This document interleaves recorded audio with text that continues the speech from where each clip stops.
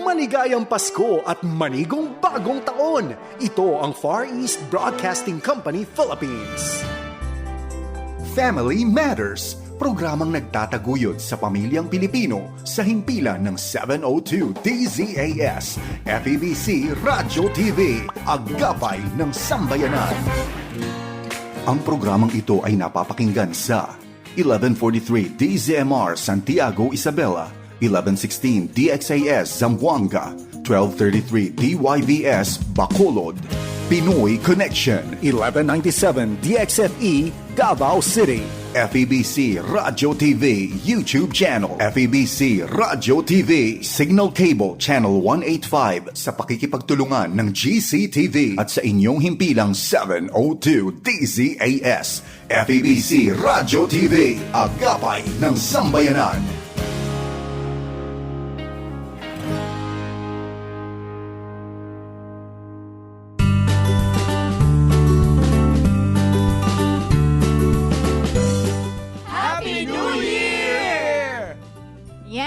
Happy New Year po muli sa inyong lahat, mga kaagapay, mga ka-Family Matters. Sobrang bilis ng panahon, ano? Yes. Kahapon ay 2023 lang, ngayon 2024 na. Totoo yan, Ate Iza. Grabe, ang bilis talaga ng panahon. And imagine, Ate Iza, no, the previous years nakakulong tayo sa bahay. That's right. Eh talagang feeling natin, Lord, kailan ba matatapos ang pandemic? Kailan kami ulit makakalabas? But you know what, kaagapay, God is so good. Look at us now. Live na live po tayo dito sa studio. Yes. Tama po, at hindi lang tayo nakakulong sa bahay. Ngayon, hindi tayo pwedeng papasukin sa loob ng bahay. Kasi mga tao natin, kailangan na tayo lahat ngayon. Pero hindi lang po tayo magkakasama dito sa marami tayong kasama sa studio, ang buong lupon ng Family Matters ay magkakasama. First time na magkakasama tayo. First time na nabuo tayo lahat. Yes. Kaya excited tayo today. Tama, Pastor James. That's right. Kaya naman, sabay-sabay nating simulan ang ating kwentuhan, tawanan, at Hania, meron tayong palaro. Wow. Yes, you heard me right. We have a games para lubusan tayong makilala ng ating mga kaagapay. Okay, kaya naman, simulan na natin sa ating episode na pinamagatang Bagong Taon, Bonggang Buhay. Wow, grabe. Talagang Right. bonggang-bongga tayo, Ate Bonggang Iza. buhay. Kasi I talagang like it. kompleto tayo. Pero bago tayo mag-start, Pastor James, paalalahanan muna natin ang ating mga kaagapay. Patuloy pa rin po ang ating transmitters project. Yes. Ang tawag po dito ay Transmitting Signal, Transforming Lives.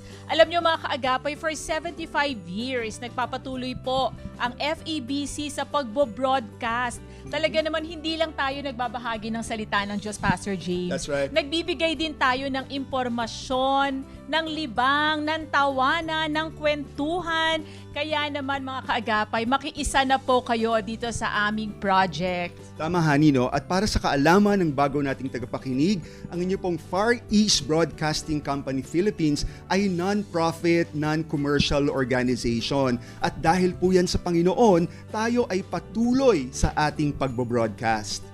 Alright. Actually, lagi na natin to nababanggit, no? Tuwing Yes. nag-broadcast tayo na, sabi natin kasi ang transmitter usually ay hanggang 20 years That's lang. true. That's Pero yung ginamit po natin ngayon, naka 25 na po siya. Overage na, Ate Overage Isa. na, hindi na natin na ma-maximize. Humihina na siya ng humihina. And it's about time na palitan na. Yes. So, Opo, kaya kung nais niyo pong mag-donate o maging kabahagi ng napakagandang project na ito para sa ipagpapatuloy ng lakas ng 702 DZAS and FEBC, ay maaari po kayong mag-message sa amin sa DZAS sa radio or sa Facebook or tumawag sa 0916-296-6620. Yan po, transmitting signals and transforming lives. Maging part po kayo ng project na ito. And what a good way, Pastor James, to start the year than to give, di ba? To be a blessing to FEBC, talaga namang na naging bahagi po ng ating buhay. So ngayon, simulan na natin, Ate Iza, Pastor James, Honey, ang ating year-end special sa pamamagitan ng pagbabasa ng salita ng Diyos. alright, sige, basahin ko in English. Isaiah 43:19, New International Version. See, I am doing a new thing. Now it springs up. Do you not perceive it? I am making a way in the wilderness and streams in the wasteland. Para naman po sa wikang Tagalog, sa libro ng Isaiah 43:11, Magandang Balita Biblia Revised. Masdan mo, ako ay gagawa ng isang bagong bagay. Ito'y nagaganap na. Hindi mo ba makikita? Gagawa ako ng isang daanan sa gitna ng disyerto at magkakaroon ng ilog sa lugar na ito. Favorite natin tong verse na to, Pastor James, lalo na tuwing sasapit yung bagong taon, ano.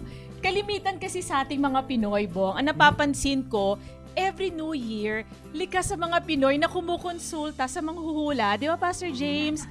Para bang kukonsulta ako sa manghuhula o sa tarot cards para makakuha ng heads up? Sad to say, Baka no? naman maganda ang nilalaman ng taon na to para sa akin.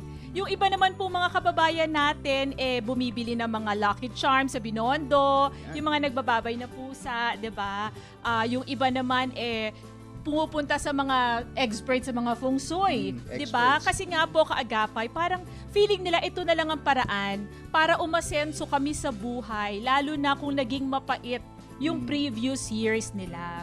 Pero alam nyo, kaagapay, the Word of God is very clear that whatever happened to you the previous year, whatever bad incident or painful incident that you have experienced the previous year, God can turn them around and make all things new. Amen? Diba? God always does new things or He makes all things new. Hindi po nagbabagong Panginoon, mga kaagapay. He always lets us experience His goodness in brand new ways and brand new levels. Kaya naman gusto po namin ditong hikayatin ng ating mga kaagapay sa pagpasok ng bagong taon. Tandaan po natin na this 2024, meron po tayong bit-bit na bagong pag-asa mula kay Jesus. At naging mapait man po yung nakaraan nyo, kayo man po ay nawalan ng mahal sa buhay, nawalan ng kabuhayan, o nawalan ng karelasyon, o nasira ang pamilya, tandaan nyo po, you can always put your hope in the Lord. Dahil po, behind this new year, Jesus is gonna do something new sa inyong buhay. Sabi nga po, God wants you to have the full assurance that no matter how painful the previous years have become, He will make the impossible possible. Kung nakagawa po ang Panginoon ng daan sa disyerto, God can make a way for you.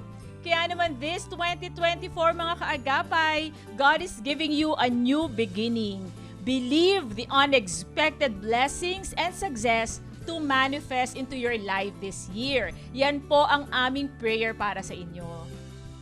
Pastor James, si Ate Iza muna. Ate Iza, anong take mo dyan sa ating Bible verse? Actually, alam mo, Sister Claire, nung binabasa ko to, tama yung sabi mo, no? It's a common verse na ginagamit pag New Year kasi it's a picture of hope. But nang isa pong nag-speak po talaga dito sa akin, yung nasa Tagalog version. Kasi ang sabi po niya, masdan mo, ako ay gagawa ng isang bagong bagay, ito'y nagaganap na. And what I appreciate about it, kasi si Lord wala siyang He's not bound by time. That's right. So, yung sa atin na hindi pa nagagawa, sa kanya done na yun eh. That's right. Done deal na siya. Tapos na siya. So, yun yung na-appreciate ko kasi sometimes we worry about things na dahil nga hindi pa nga siya nangyayari. So, ang dami nating mga agam-agam, ang dami nating worries. Actually, ang New Year, it could either bring, sometimes, kung sana, it brings you hope, positive thinking. Right. But also at the same time, it brings you fear. Kasi, ito na naman tayo, panibago na Another naman. So, year. bagong mga responsibilities, and ang daming nakaasa sa'yo. But, I really praise God because to Him, as long as you're faithful sa Kanya, done deal na yan. Done deal na yan. And I think also it's a reminder for me personally.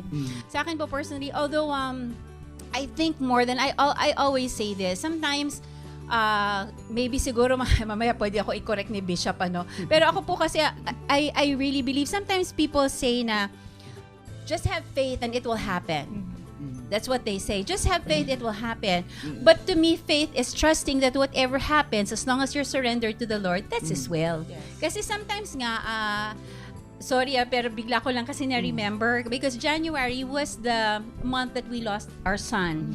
And at the time, we were hoping, Lord, miracle, please, please. And everybody was saying, have faith, have faith. But to me, in my heart, I knew, Lord, whatever happens, done deal na to sa'yo. Yes. This is your will and I accept it. Yes. And I trust that you know what's best. Yes. So, sa ating mga kaagapay, I hope that this verse becomes a inspiration po sa inyo, reminder.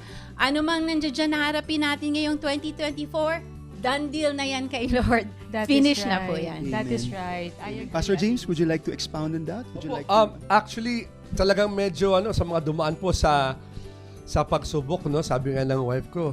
Sa kanya po 2023 pa lang last year. Pagsubok na kasi pagdating ng New Year, ako pa rin yung asawa niya. Matinding pagsubok yun, Pastor James. Sabi niya, Lord, why hast thou forsaken me? Naging Lenten season yung New Year. Kasi iba ho sa inyo dyan, New Year na, pinupuligat na kayo, talon kayo ng talon, di pa rin kayo tumatangkad. Wala na ho tayo magagawa dyan, yan na po inyong divine design. Actually, yung Isaiah 43, si Tito tawa sa akin. Yung ang Isaiah po kasi, in particular 43, ang ginawa ni Isaiah sa verse 1 pa lang, nirecall niya yung lahat ng kabutihan ng Panginoon. Simula dun sa Egypt, yung pag-alis nila sa Egypt, and he began to outline, may grocery list siya ng mga miracles na ginawa ng Panginoon, and talagang inisa-isa niyang ganoon kasi Israel was at a bad time. They were in a bad place. The book of Isaiah, napaka-positive ng Isaiah pag nandyan yung promise of the Messiah.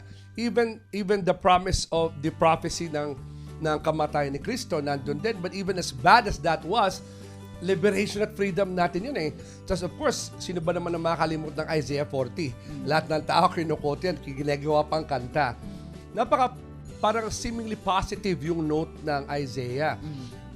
But in reality, they were in a bad time ng Israel.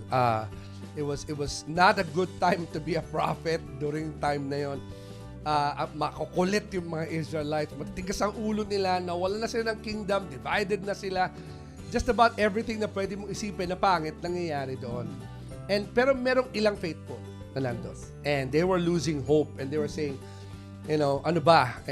Hindi naman New Year, noong time nila na yun, pero parang, ano ba? Paano ba to? And after ilatag ng Panginoon, so lahat sila, nakatingin lahat sa nakaraan. No? Which is common sa ating mga tao. Pag dumadaan tayo sa pagsubok, we will recall the past. And there's nothing wrong with that. I-recall mo yung goodness ni Lord in the past. But God was saying, in the same way He says this in Philippians, in the New Testament, na although tapat ng Panginoon sa nakaraan, mag-glean ka doon sa kabutihan ng Panginoon sa nakaraan. Truth be told, gagawa ko ng mas maganda sa hinaharap. Amen. Yun yung essence nung sinasabi niya na, masdan mo ako'y gagawa ng bagong bagay. I'm going to do a new thing.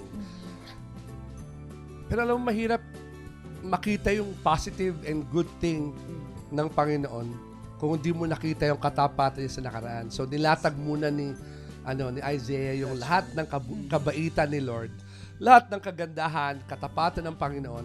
And then, ang sinasabi niya, kung nagawa ng Panginoon lahat to nakaraan, antindi ng pinagdaanan niyo, pero buhay pa rin kayo. Yes. Diba? Sabi nga ni Ate Claire kanina, nakakulong tayo ng ilang taon. Diba? Natuto tayo mag-Zoom. Diba? Akala ng mga ibang tao, yung Zoom, yun yung sinasakyan na naramdaman sa kotse. Yung pala, meron nun. Sa broadcasting, na-stuck yung mga tao kung saan parte ng mundo, di sila makawala. And now, sabi ko nga nung intro kanina, ngayon di tayo mapapasok sa loob ng bahay kasi gala tayo ng gala. No? Sa labas. And so, it's easy na magbitaw kuminsan ng positive cheerleading note.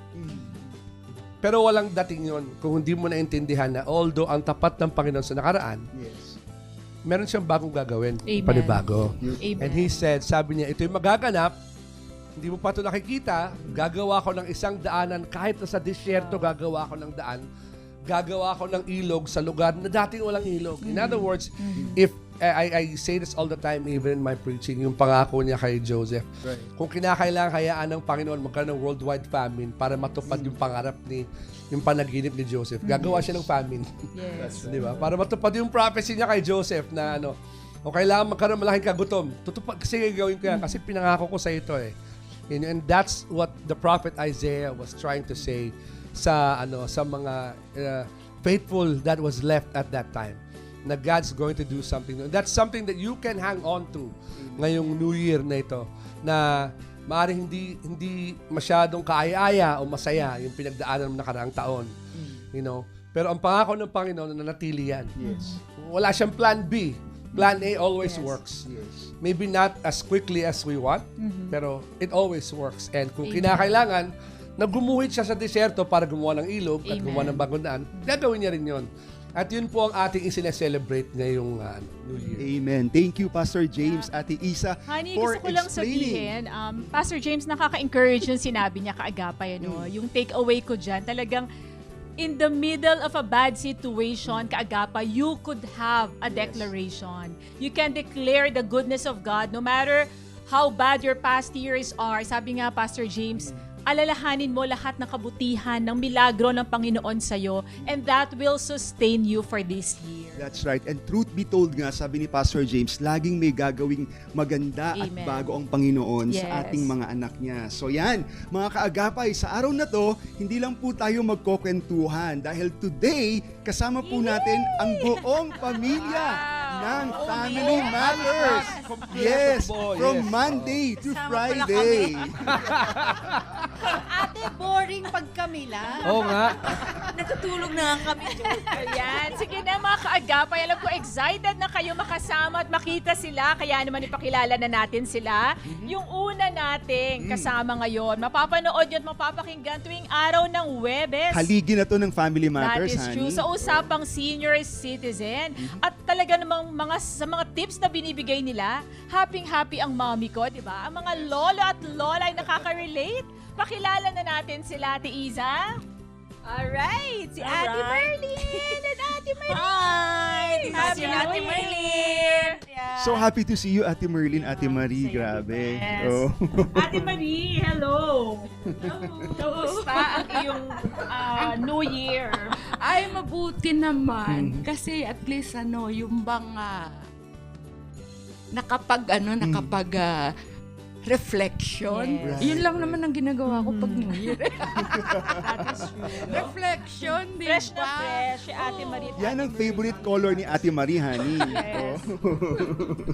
Ayan, Pastor James, pakilala mo ang Oo iyong... naman. At ito naman, ang kaabang-abang, alam mo nung pandemic, naabangan ko talaga sila parate. That's true. Oo, yung ating Monday edition, yung bumubulaga sa'yo pag Lunes na yung nilang dalawa. At ang ating Monday edition ng Family Matters na usapang lalaki, usapang pastor, usapang ministry. Ang isa lang sa kanila nandito kasama natin today. At ito po ay si Bishop Jonel. Bishop, bati po. Hello. Bishop. Hello. Happy New Year, sa inyong Bishop lahat. Jonel. At salamat sa pagkakataon makasama kayo. Bumabata tuloy ang pakiramdam ko. Sa pangalan ni Pastor Willie Basilio na ngayon ay nangangailangan ng ating dalangin para sa kanyang kagalingan, ay ako po si Jonel Milan. Bumabati sa inyo ng Happy New Year. At bumabata nga dahil bagaman katabi ko yung mga senior, ang nadinig ko naman yung mga bata. Ayan. Kaagapay, ang saya-saya namin dito sa studio kasi first time namin nagsama-sama. Nabuo. Kompleto After, no? ang barkada ng Family Matters. After ma-reformat, honey, this is the first time na nagsama-sama tayong That host is lahat. true. Balita ko, may pa-games ka, honey, di ba? Yes. Meron tayong palaro, kaya happy talaga tayo. Abangan nyo yan. Pero bago po tayo magsimula sa ating games, pakinggan po muna natin ang isang member at isang kapamilya natin dito sa Family Matters. Hindi po natin siya makakasama but meron po siyang pinrepare na isang mahalaga at heartfelt na video mula sa Wednesday edition of Family Matters para sa usapang Women Empowerment. Pakinggan po natin si Avelyn Garcia. Hi! Magandang babae at lalaki po sa inyong lahat. I want to extend my warmest greetings to all the hosts and co-hosts of Family Matters and wish you a blessed Christmas. Alam niyo po, serving the Lord through the Family Matters Women Empowerment Program through 702 DZAS has been an immense honor and privilege. I would also like to express my sincere appreciation to the audience worldwide who have consistently joined me every Wednesday. Walang mintis yan. Marami po sa inyo talagang appointment viewing na po or listening. May the true essence of the season fill your hearts with joy as you celebrate the Christ of Christmas. May the blessings of the season be upon you and your loved ones. Once again, I wish you all a blessed Christmas. Ako po si Evelyn Garcia, kaagapay mo sa pagtataguyod ng pamilyang Pilipino. God bless you! Maraming salamat sa iyong mensahe, Evelyn Garcia. And mula dito sa aming Family Matters Barkada sa studio, binabati ka namin na isang Happy New Year! Ayan!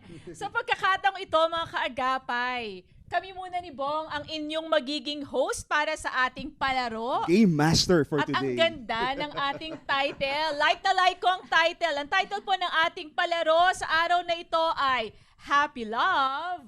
Happy Life. Ayan. By Brian and Aru.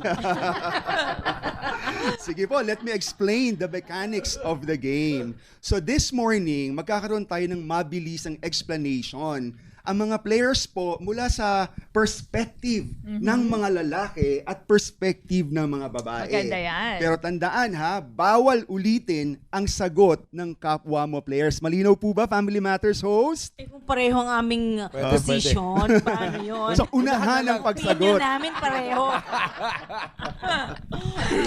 Ayan, sige. Kaya naman, simulan na natin. Ready na ba kayo, mga nagagandahan at nagagwapuhan na host ng Family Ready na, game na. Exchange, alam mo, ang hirap ng mga tanong eh. Pwede bang kami ang dyan, tapos kayo Kaya ang dito? salamat talaga, Brian, at kami ang host. Actually po, ganito kasi yan. Ito pong mga tanong na to. Para Okay. sa mga batang couple. Opo, hindi naman talaga po para sa atin. Ito po yung mga question ni Brian, ni Aru, Kayla. Kayla, Nahihiya at sila si itanong. na hindi nila maitanong sa isa't isa saka sa mga Oo program nga. nila. At ginamit nila tayo ngayon, Pastor Ginamit na tayo James. para sagutin, para masolusyonan ang dilema nila. Yan lang po yan. Opo. Sila lang po ang manunood nito eh. Yung totoo niyan eh. Ayan, kaya naman simulan na natin ang ating palarong pang Family Matters ngayong taon ng 2024 para sa ating unang katanungan. Nako, maraming young people ang kikiligin dito ha. Lalo na nga yung mga nabanggit mo sa Hindi ating po ito programming Valentine's team. edition, ano? Ito po ay New Year.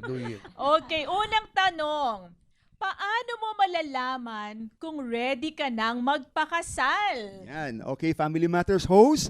At the count of 3, una-unahan ng sagot. Okay? 1, 2, 3, go! Emotionally ready. Wow, talaga namang ang bilis ni Ate Merly. Nagpaon na si Ate Wala na. Kasi Merly. baka Tapos na. agawan ako eh. Wala na. Sige, can you explain that, Ate Merly? Siyempre, pagka ikaw ay ready nang magpakasal, kailangan handa ka sa iyong emosyon, na hindi ka carried away dahil lang po sa na-inlove ka. Kung hindi talagang stable din, Nakapanood na sine. stable ka rin emotionally, financially. No, dalawa na yung sagot ko ha. So, yun ang Sige, hinga naman natin ang opinion si Bishop Janelle. Ay, pag may papakasalan ka na, paano ka maging ready? Wala ka naman boyfriend, wala kang girlfriend, paano naman yan? Dapat you have someone to marry. Yes, you have a point Ayan, there, di Bishop. ba? tama. Correct. Yes. Ate Marie.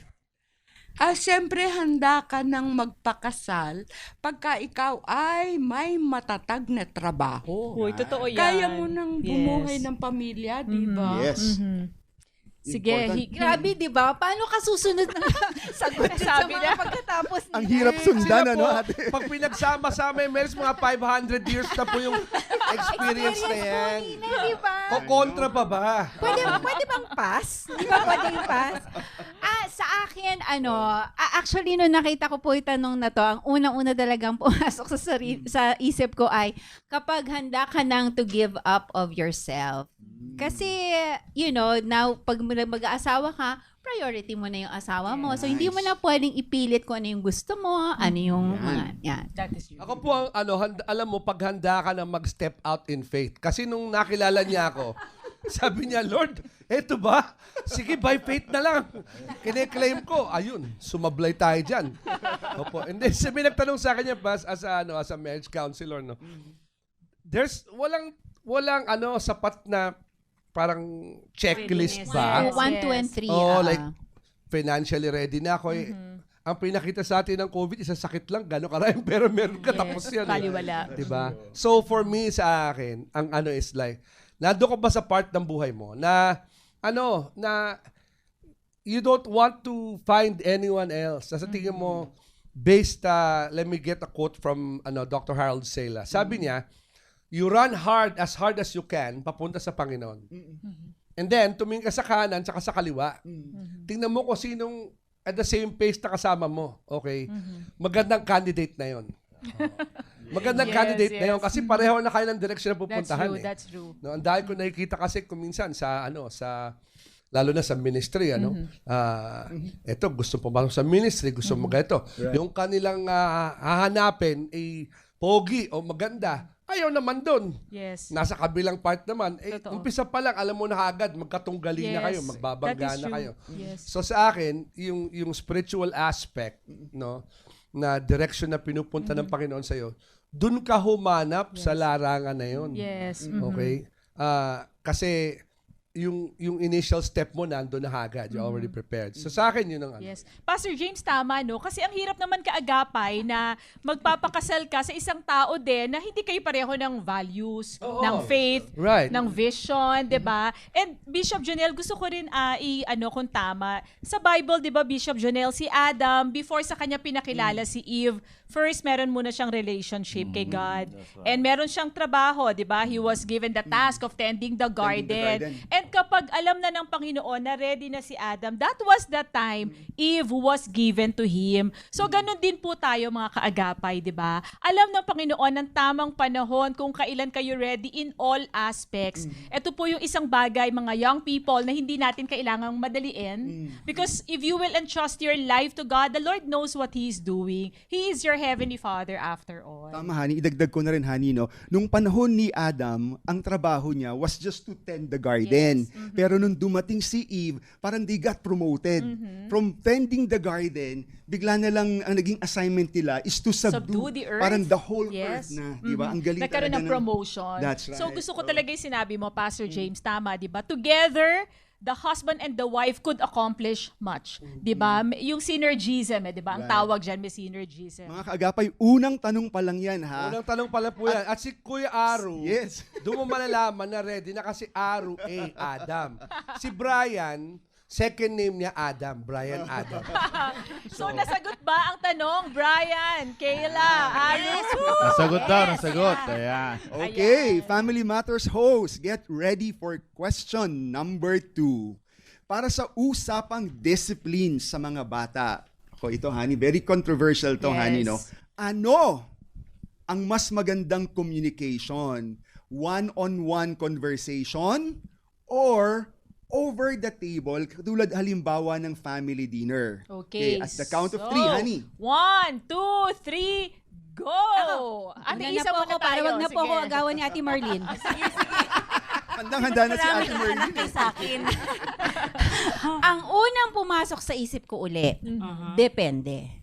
Depende sa issue. Kasi may mga issue na all the other children will benefit pag Yes. diniscuss mo sa harap. Na meron mga issues na talagang pang personal. So, yun po. Wag niyo na po Ako po agawin. over the table kasi parati kong pinapadapa sa lamesa. So, yun. Depende po sa issue. Yes, Kasi that is dalawang true. choices ang tinanong sa atin ni Kuya Bong. one-on-one ba or sa kasama sa dinner?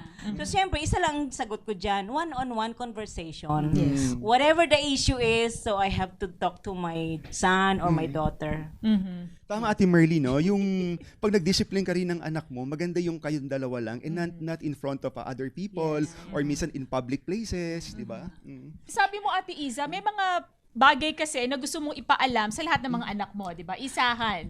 Right. Pero alam mo, bigla ko lang naisip kasi ang sabi dito or over the table, ibig sabihin habang kumakain. Kami po kasi we don't Yes. discuss things. Yeah. Magiging pangit po yung dating habang kumakain. Yes. Ako po on top of the table talaga. Parati ko napapadapa ng tatay Noon na ko. mamalo si Pastor Discipline yun. James. Discipline, Pastor. Ayan. Si Ate Marie naman, ano masasabi ni Ako Ate Marie? duduktungan ko yung sa aking ka-classmate Oh, na, yes. na one-on-one kasi para makakain naman yung mga anak, di ba? Hindi makakakain. Parang pinagtampuhan yung hapunan. Oo, hindi sila makakakain pag may usapan kaagad ng sa disiplina.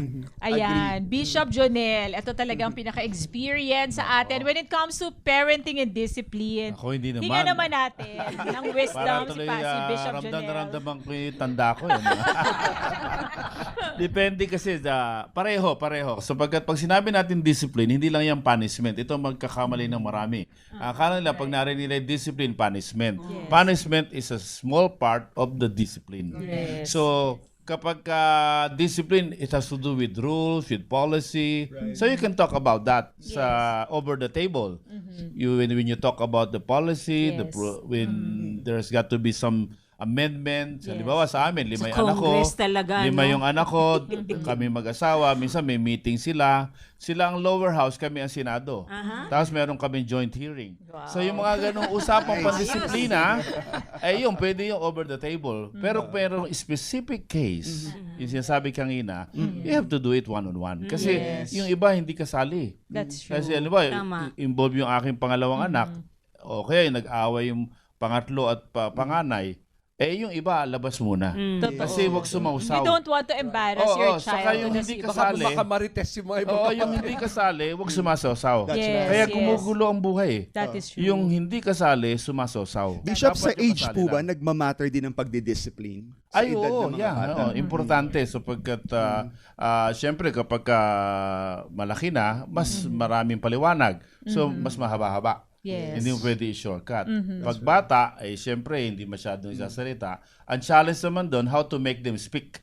Yes. So, you have to learn to speak less, learn how to motivate them to speak, and malaking bagay yung pagpapadama ng nararamdaman nila. Damahin nararamdaman ng bata, so they will find themselves talking. Wow. So, doon mo ngayon makikita yung point of, kumbaga ay entry point ng magulang para sa disiplina. That is true. I think one takeaway with that. Una, dapat po sa discipline, mag-usap muna kayo mag-asawa. Oo, para hindi kayo nagkokontrahan. Oo, bawal Pastor mag-abogado. Kailangan nag-agree kayo. Yes. Ano nangyari, anong Yes. issue, anong ganito. Amen. Kasi kung minsan uwi tayo sa bahay, haharapin mo yung problema, mainit ang ulo mo, pagod ka na, or ubos ka na. So, lulundagin mo yun. Yung pala kung anong pinagsasabi mo. Yes, So, totoo. dapat magkasundo yung mag-asa, usap kayo. Ito yung nangyari, anong take mo dyan. O, paano gagawin natin? Uniform tayo dito. No? And then, ilatag natin. I also noticed, if habang bata, mas consistent yung mga magulang sa discipline, at pagtuturo, the lesser we have to do pag habang tumatanda sila. Yes. Mas kasi klaro na ano yung okay tsaka hindi okay. Yun ang ko dyan, take ko. Maidagdag ko lang, no, kasi yung sabi nga ni Bishop kanina, yung tanong mo, Ate Claire, na yung kung the age matters, syempre alam natin that the age matters, no, maturity level ng child, and also kahit na minsan sa dami po ng anak namin, iba-iba po talaga. You can't No one Pwedeng size generalize, fits all. Oo, pwede na dahil ginawa mo dito kay ate, gagawin mo rin sa pangalawa. Kasi Totoo. minsan iba yung niya yung Yes. pagtanggap ni pangalawa. Iba't iba personalities ng ating anak. Isa pa, Pastor James, Ate Isa, minsan kailangan natin bantayan dito yung relasyon yung mag-asawa when it comes to disciplining your children. Kasi minsan ito yung nagiging point naman ng pag-aaway nyo eh. Di ba nagkakaroon kayo tuloy ng conflict Yes. dahil sa pagdidisiplina dun sa bata. Kaya ako ang take ko mga kaagapay, merong dalawang uri po kasi ng pagdidisiplina. Merong tinatawag na proactive and reactive. Yung reactive na sa galit mo, sa emotions mo, papagalitan mo siya, pagsasabihan mo, and nalilito yung bata na ano yung ginawa ko. Ang proactive naman po, even beforehand, sabi mo nga Pastor James, si Bishop Janelle, meron ka ng mga boundaries, meron ka ng mga rules na nilatag sa yung mga anak para sila mismo alam nila kung ano yung boundary and limitation nila. Kumbaga bago pa mangyari, honey, no? Yes. And tandaan po natin, kaagapay, ang pagiging magulang po, ang pagdidisiplina po, it's not just about giving your children sets of rules to follow. Ang importante po sa parenting, you establish relationship and connection with your children. Tama. Ang hirap naman, honey, na sumusunod yung anak mo sa'yo out of fear. Diba? Dahil natatakot sila. Totoo. Di ba? Ayan, ngayon naman, kaagapay, dumako naman tayo sa usapang mag-asawa. Honey, diba? before that, before we go to question number 3, bitinin muna natin Okay. ang ating mga listeners. So mga kaagapay, pakinggan po natin at panoorin ang ilang paalala mula sa ating himpilan at sa aming pagbabalik po, pakinggan ang sagot ng mga Family Matters host.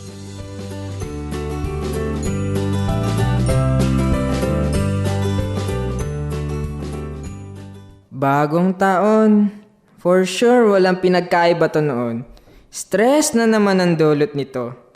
Marami na namang frustrations. Pagod na pagod ka na ba?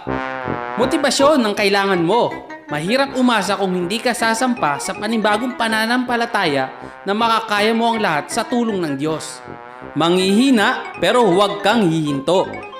Mapapagod pero may panibagong lakas kung ikaw ay aasa sa Panginoon. Okay, thank you. Ganto ba dapat mag-smile? Ang tawa. Yan, ganyan nga pare. Mapagpalang taon po, hatid ng 702 DZAS Agapay ng Sambayanan. Maligayang Pasko at manigong bagong taon! Ito ang Far East Broadcasting Company Philippines. Kaya't kung ang sino man ay na kay Kristo, siya'y bagong nilalang. Ang mga dating bagay ay nagsilipas na. Narito sila'y pawang naging mga bago. Bagong taon, bagong pagkakataon. Ito ang 702 DZAS FEBC Radyo TV, Agapay ng Sambayanan.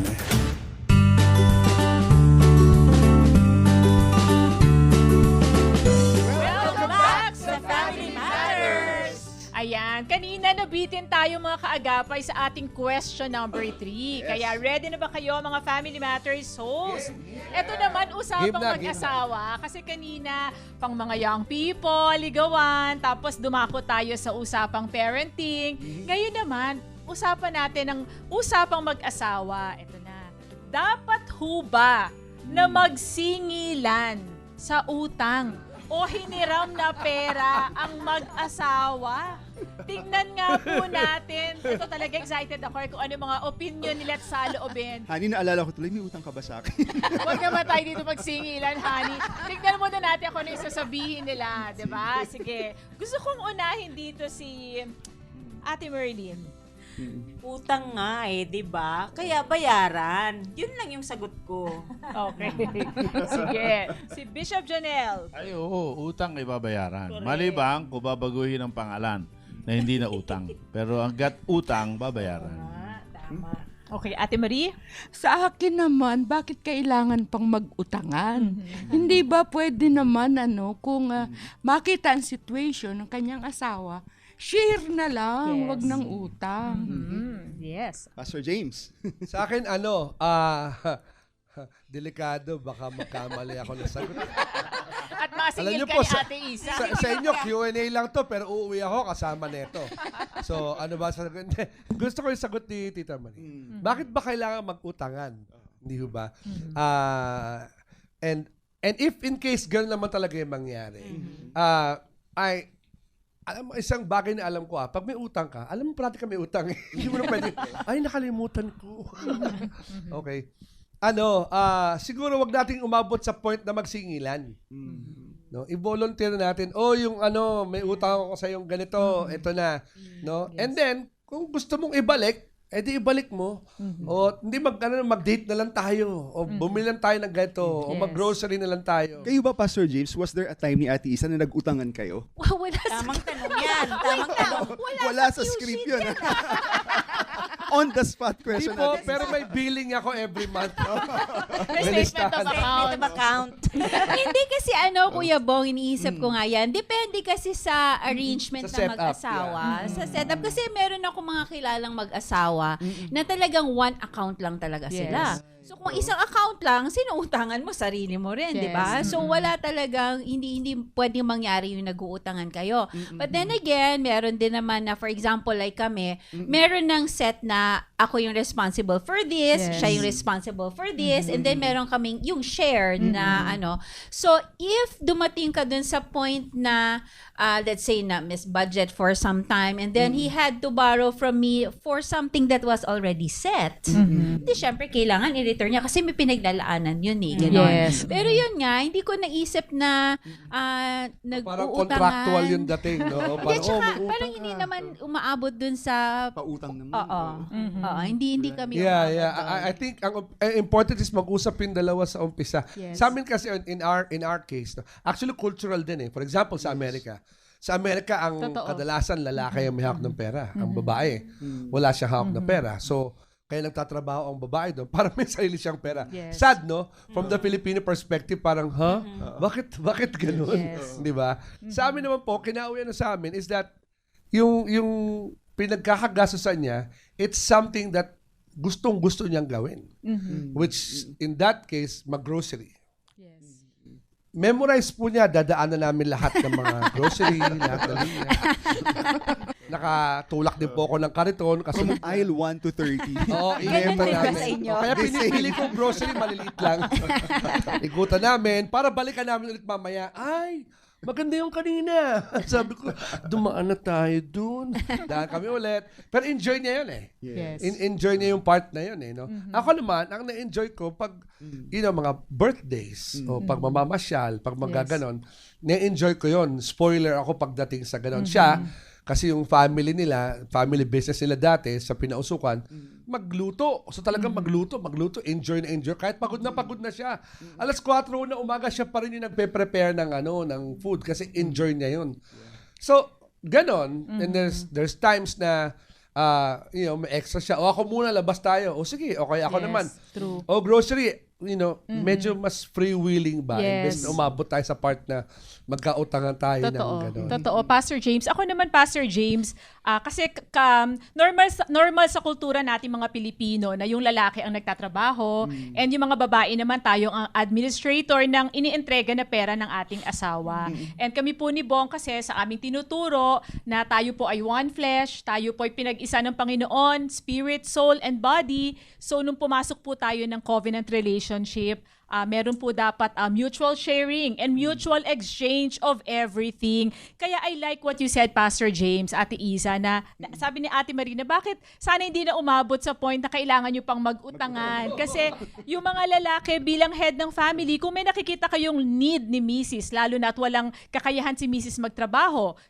nasa bahay siya at nag-aalaga ng mga bahay ninyo, you bless your wife. Kami naman po, in our case, meron akong allowance from Bong. Meron din siyang allowance from Bong. So we call it free money, fun money that we can enjoy. Nasabi mo nga, ako naman ngayon, meron akong ipon sa allowance ko. Titreat ko kayo ng mga bata. Pero sana nga po hindi na dumating ang mag-asawa sa punto na magkakautangan at magsisingilan dahil tandaan po natin, kayo po ay iisa at pinag-isa ng Panginoon. Kayo po ay nasa isang covenant relationship at kayo po ay dapat iisa sa lahat ng bagay. May kwento lang ako with your permission. Okay. Kasi nagkukwento With si your permission.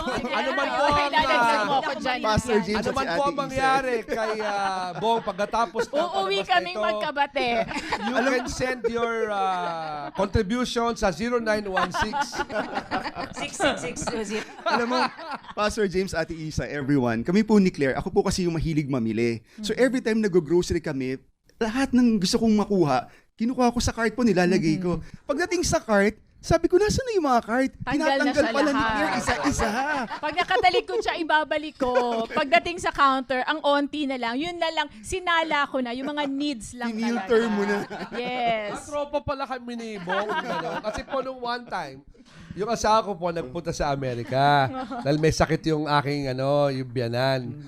So sabi niya, sige, dahil nga siya po yung grocery, ito yung budget para sa isang buwan ba yun or something? Isang buwan. Ito.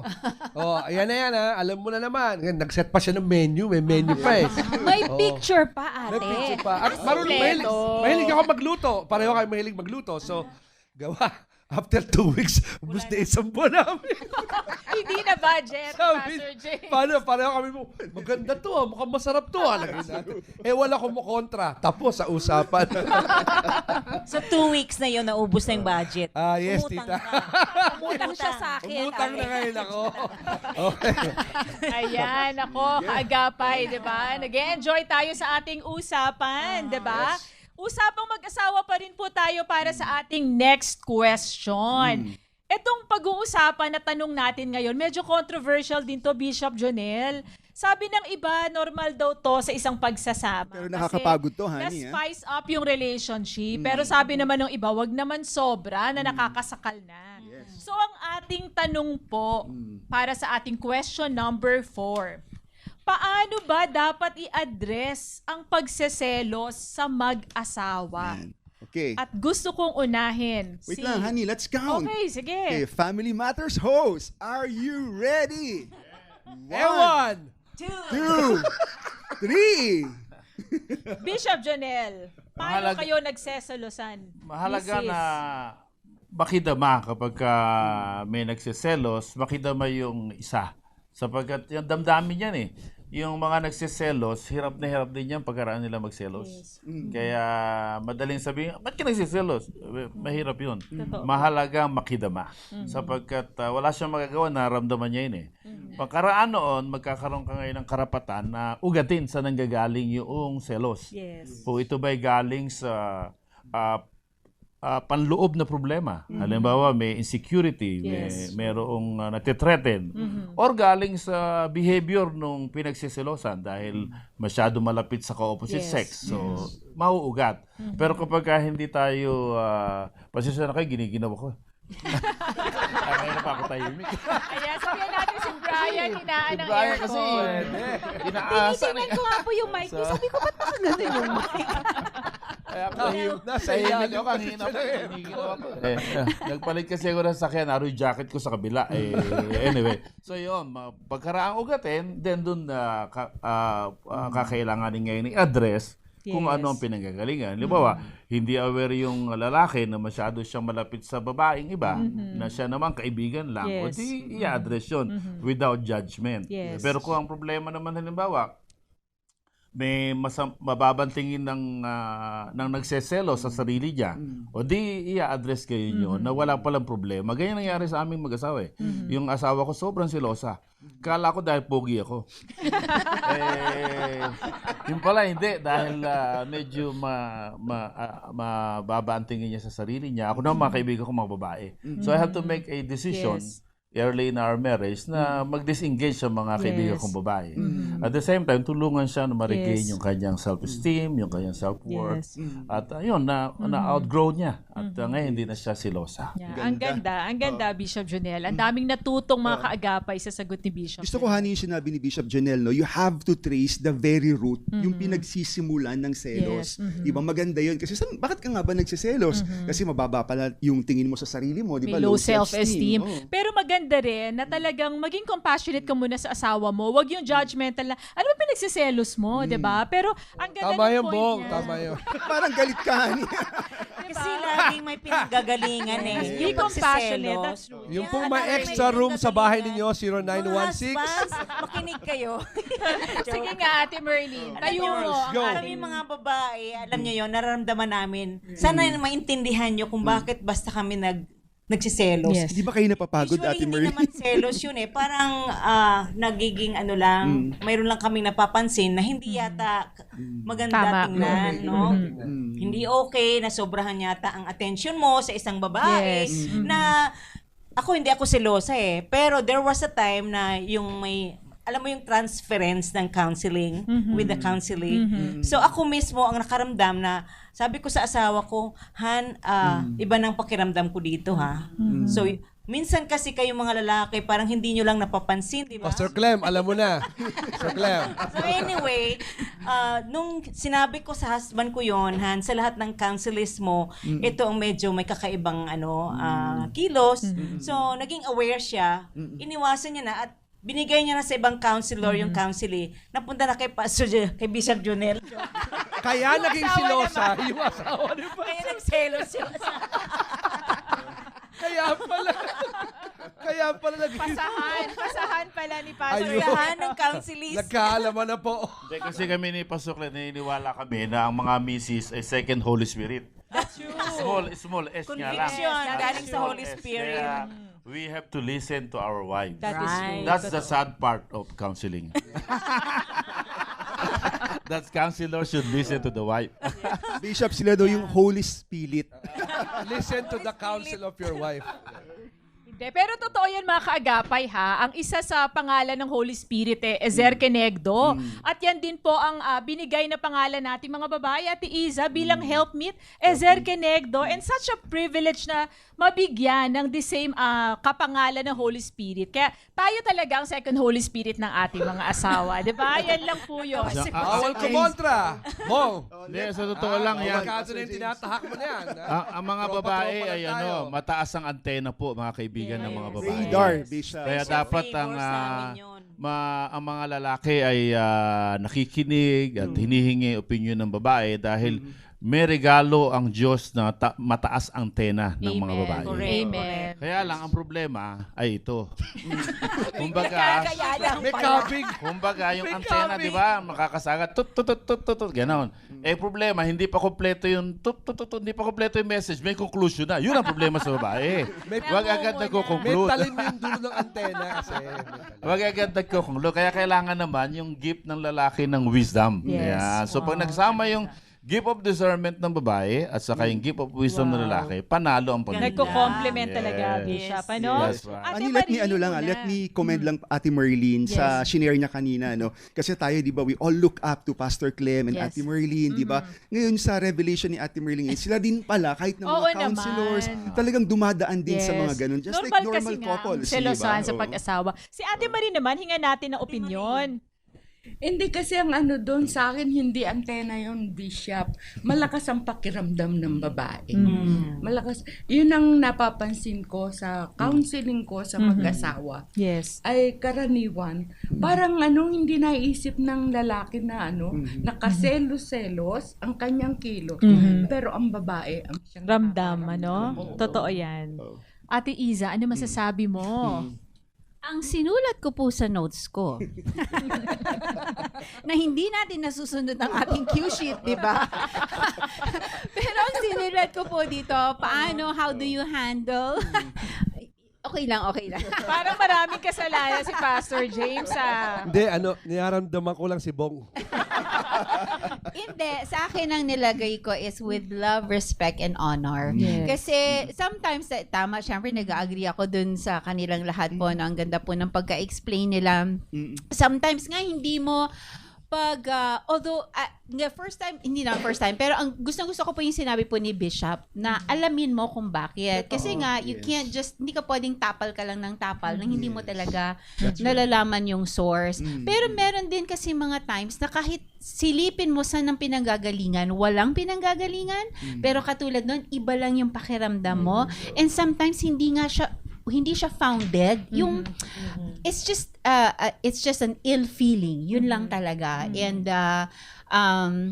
pero yun po, always nga with honor and respect. Na sometimes even if walang basis, just because your spouse feels uncomfortable, respeto mo yun. Yes, that is true. Kasi pwede rin pumasok dito, honey, yung pagiging paranoid. Di ba? Maraming mga, hindi ko naman nilalahat, pero merong mga asawang babae na sobrang paranoid naman sa kanilang mga asawang lalaki. So may malaking difference yan, yung na-discern mo or napaparanoid ka lang. So you need to be prayerful when it comes to trusting your feelings.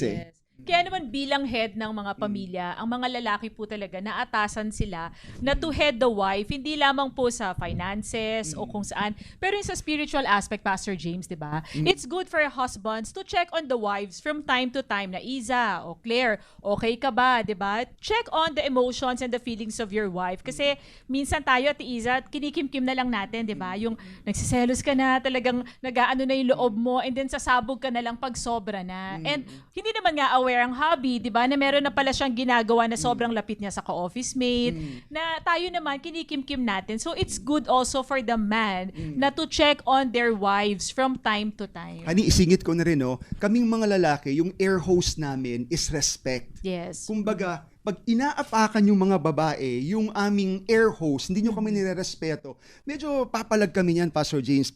Ano tayo niyan? Hindi ko alam yan. Oo, magpapalag tayo. Yes, Diba? Well, kayong mga babae naman, ang inyong air host is love. Diba? And every time we don't feel loved, ang tendency namin ay parang to show some disrespect sa asawa. And ang tawag nga po natin dyan, crazy cycle, di ba? Ayan na, bumalik na, medyo nagiging mabigat na ang ating usapan. I'll take ko po dyan, Brian, pakilakasan yung aircon ulit. para You have the nag-iinit right ang to remain studio. silent. Kulang ang Anything dalawang you oras. say and do can be held against you in the court of law. You have the right to self-incrimination. Pero napansin ko ha, yun ang question na matagal ang sagot natin. Kanina mabibilis lang eh, ngayon humaba.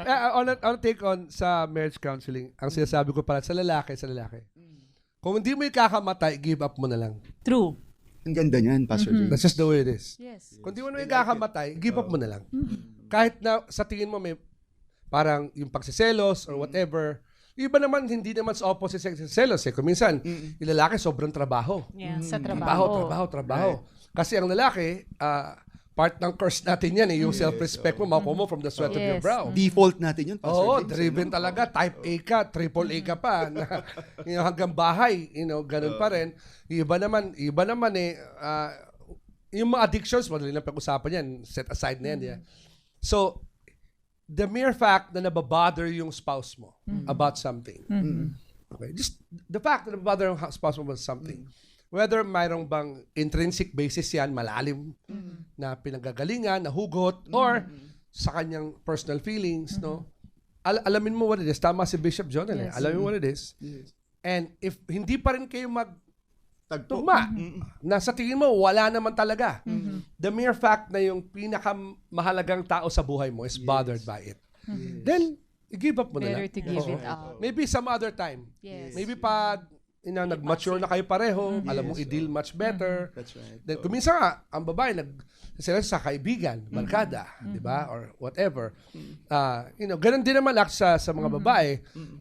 Mga babae, huwag kayong magkwento sa mga kumarin nyo tungkol sa problema sa asawa mo. Yes. Di ba? It goes back and forth yan, back and forth. Get the other's point of view, and if kahit na hindi mo maintindihan, the mere fact that it bothers them enough. Yes. So when di sila makafunction, set it aside. Wala namang namatay dyan dahil binaba mo yung pride mo, binaba mo yung wala naman tayong kasalanan na pinag-uusapan dito. Kasi of course, pag pinag-uusapan natin, meron bang adultery, meron bang ganito, may irresponsibility, may carelessness, meron tayong kawalang pakialaman. Iba usapan na yun. Matik na yun eh. Pero hindi naman lahat umaabot sa part na yun kaagad eh. Di ba? Minsan hindi eh. So, Okay. Yes. Thank Alam mo, you, honey, Pastor I James. love this game. Talagang full of wisdom coming from 2 our... hours lang ba talaga to? Feeling ko hindi. Right? Pag part 2 tayo nito. Actually, hindi naman talaga ipapalabas to. Papanoorin lang ni Brian mag-isa tsaka ni Ari. Ayan, dako na tayo po sa question number 5. Okay, for our question number 5. Para sa usapang courtship, ano ang pinakamahalaga? Ang intention or ang personality? Ayan. So, Family Matters host, ready na ba kayo? Unahin Ready natin na. this time si Ate Merlin. Ano ba mahalaga sa ligawan? Intention o personality? Pareho yun, ate, no? Yung personality ng iyong kinagigiliwan, at saka ang personality mo ay dapat nagmamatch din yon. At saka yung intention mo, seryoso ka ba na yung pagpasok mo sa courtship, yung gustong yung liligawan ng mga lalaki, no? Kasi kayo naliligaw, kami ay naghihintay lang. Napaka-unfair, no? Kami yung alam mo yon. So anyway, yung intention ninyo sa pagliligaw ninyo sa babae, sana po ay talagang seryoso kayo. Kapag sa unang kilos pa lang, kasi lalo na kung hinihintay ko, ligawan ako, tapos napunta sa iba. Joke. Baka mamaya The one that got away. may hugot. Lagot. Kasi may nangyari sa akin noon. Joke lang. Niligawan ako.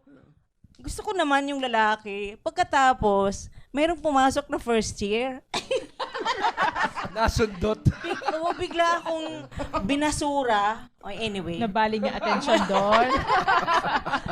May hugot. Sama pa ho loob niya hanggang ngayon. Eh, teka, Pastor James, surprisingly, nagkita kami after 50 years. Oh, wow. Ngayon lang kami nagkaroon ng closure. Ang tagal. Nakakatawa si Ate Mary. Tagal. Half a Pero, century. sabi ko, baka makikinig. Sabi ko, hindi naman ako lugi. Oh, di ba? Yes, yes. Hindi naman ako talo. Si Kuya Clem ang napangasawa ko. Yun lang. Ayan. Ate Sabi Marie. sabi ni Pastor Clem, Merlin, magayos ka dyan sa baba. Magayos ka dyan. Ayan, sige. Si Ate Marie naman. Ate Marie, ano masasabi mo? Sa akin, ang opinion ko, mas mahalaga intention. Kasi, kailangan sa umpisa pa lang ay yung bang naipakita na niya na sincere siya sa kanyang intention ng pagpapakita pa lang ng interest kahit hindi pa nag-i-start manligaw. Kasi ang personality nade-develop yan. That's right. Oo, nade-develop yan. Yung bang una mong nakita, maaring wala siya noon, pero habang nagkakagusto ka rin, makita mo ay iba pala na siya. Ganda nun. Yes. Si Bishop Janelle. Intention din. Sa kanina, sabi ko kanina, kung wala kang boyfriend o girlfriend, mahirap mo i-consider yung pagpapakasal, di ba? Kasi importante na ang intention ng courtship, you are ready to share with someone. So unless you come to the point na you are happy about yourself, you are complete in yourself with the Lord, you are now ready to share your life. Yes. Pero kung ang intention mo ay makumpleto ang sarili mo para dahil sa babae o lalaki, kawawa yun. Kasi matutuyot yun. Kasi sabi, you complete me. Di say, matutuyot yun, di ba? So, meaning, ang intention ko, I want to share my life with this person. Amen. Yeah. I want to share the goodness of God in my life to this person. Yeah. Wow, dapat talaga papasok tayo sa isang relasyon whole and complete, hindi yung hahanap ka ng bubuo sa'yo. Ate Iza, Pareho, no, nag-agree ako sa kanilang tatlo. Ang daya kasi sabi kanina, ang rules, bawal gayahin. Bawal Pero ulitin. naggayahan na, Ate Isa, no? Dalawa lang naman ang choice. Diba? Siyempre, pero yung question number 1 natin kanina, diba? When do you know na you're ready na to get married? Actually, dalawa yung sagot ko doon. Yung isa was yung binanggit ngayon ni Bishop Jonel, when you know that you are complete in Christ. Because it's not fair that you require your partner to complete you, diba? that is true. And so dito po sa tanong na ano nga ba yung tanong mo? Ano ang pinakamahalaga? Ayun, okay. Intention or personality? Siyempre important yung intention. Pero hindi mo pwedeng i-disregard yung personality. Alam nga naman magpakasal ka sa tao, hindi kayo nagmamatch ng personality. Yes. So yun, both po. Sa akin po, personality lang. Kasi po, nung nakilala niya ako, wala akong looks tsaka pangit ang intention ko. Grabe naman si Pastor Jay. Kaya personality na lang. Yun yung nagdala sa akin. Ayan, balik muna tayo sa usapang marriage, di ba? Ito isang controversial na naman to when it comes to marriage. Paano nga ho ba natin mapapanatili ang isang healthy na relationship sa ating biyenan? Sa in-laws to. Sa no? in-laws, di ba? Kasi yung iba, zinizip na lang yung mouth. Usapang biyenan, ayokong pag-usapan yan. Pero paano nga ba? Sige nga, Bishop Jonel, simulan nyo nga po. Ay importante yung galang ay naroroon kahit ano pa ang tingin sa iyo, kahit ikaw ay hindi gusto ng biyanan mo, yung galang ay that's due them. Yes. Pangalawa, importante yung boundary mo. Lalo na may kinalaman na sa kabuhayan ng asawa mo. Huwag kang mangialam. That's true. Pagka alam mo yung boundary mo. Yes. Halimbawa, usapang mga mana, huwag kang makialam. Yes. Kanila yun. Kaya gumugulo ang pamilya kapag yung mga bayaw, bilas, nangingialam. Nangingialam. Pangatlo, importante na ikaw ay tapat at hindi kayo nagkakapaan. Do not hesitate to state where you stand. At maaaring ma-offend sila dahil ayaw nila noon. Don't try to please them. Yes. Yung sa kagustuhan i-please ang biyanan, hindi na yun ang conviction mo. Totoo. Makiki-appear ka na okay o no. Yes, You yes. have to be honest, polite, but honest. At panghuli, keep nurturing your relationship. Because nothing can match that. That's right. Amen. Amen. Very well Si said. Ate Marie, tanungin natin, honey. Yan. Sa akin kasi positive ang tingin ko sa ganyan ng tungkol sa in-laws na pag inisip ng halimbawa in-laws sa asawang lalaki, no? Pag isipin na lamang ng babae na ito ang nagpalaki Nagpalaki. sa aking asawa, ay magiging thankful na ako Yes. sa aking mother-in-law. I-appreciate mo na siya, no? Oo. Yes. Ate Merlin? Sa akin, siyempre, differences ng culture sa amin, kasi si Kuya Clem ay taga Bulacan, ako naman taga Davao. So from the start, yung mother-in-law ko kasi widow, no? So, from the start, sinabi na ng asawa ko sa akin na si nanay sa amin patirahin.